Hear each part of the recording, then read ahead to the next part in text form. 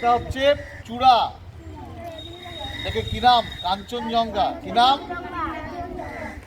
ঠিক আছে, তোমাদের কত বলছি, এটা পৃথিবীর তৃতীয় উচ্চতার দিক থেকে তৃতীয় সর্বোচ্চ সবচেয়ে উঁচু পাহাড় এটা।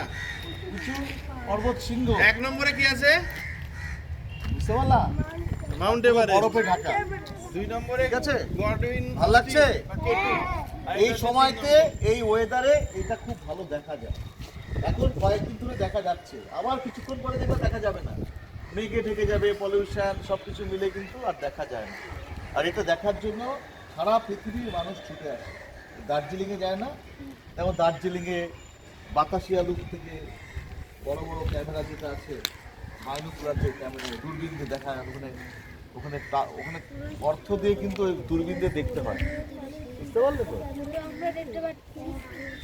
আর বাড়িতে গিয়ে আজকে যা দেখলে সেটা খাতাতে সুন্দর করে লিখবে, যে কোথা থেকে দেখেছি, কোথায় দেখেছি, কি দেখেছি, তার নাম কি, তার সমস্ত বিবরণ লিখে তোমাদের যে স্যার আছে স্যারকে জমা দেবে।